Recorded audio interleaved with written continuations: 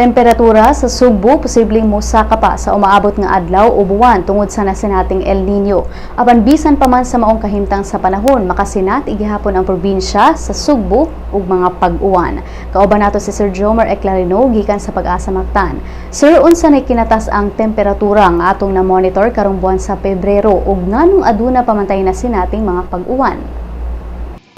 Temperature ay posible above siya, so bantay ta sa darating na mga posible mosakang ang atong maximum temperature. Sa atong nasukod naman pinaka-maximum na is 31.6 degrees Celsius. February 10 siya, ma'am, alas 5 sa hapon. Yes, actually ma'am, pag sinabi nating El Nino or the system, global system El Nino, ibig sabihin siya large scale siya, so dagko siya na area, dagko siya na scale.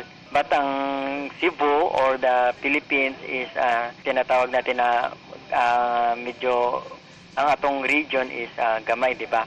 So in terms of impacts, kailangan ang atong impacts diri sa El Nino is yung tinatawag natin na reduction of rainfall o ang atong temperature is slightly warmer from the normal. Pero karon ma'am, normally kapag naatay northeast na hangin, so makasinati pa rin tayo ng mga rain showers o mga light to moderate rain showers. That's normal pa rin, so nagkataon na ay presence ng El Nino. Sir, kumusta ang kahimtang sa panahon nato karong adlaw?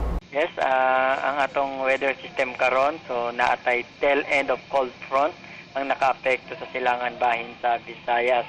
Ang tibuok sa Central Visayas, lakip na ang Metro Cebu, ug ang kasadpang bahin sa Visayas, makasinatit ang katag na pagpanag-om, ngadto na sa mapanganuro na kalangitan, inabanan na sa mga patak-patak na mga pag-uwan or panugdog-kilat. Samtang silangan bahin sa Visayas, makasinati sila mapanganuro na kalangitan, inabanan na sa mahinay, ngadto na sa kasarangan ng mga pag-uwan o patak-patak ng mga panugdog-kilat. Kasarangan ngadto na sa makusog na hangin, ang muhuros sa amihan ng silangan, ang magpasulabi sa tibok sa Visayas, ibang kadagatan, kanimang lugar, kasarangan, ito na sa pagkabaleron.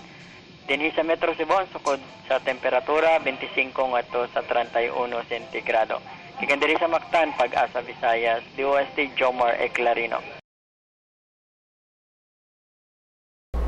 Daghang salamat Sir Jomar Eclarino gikan sa Pag-asa Mactan.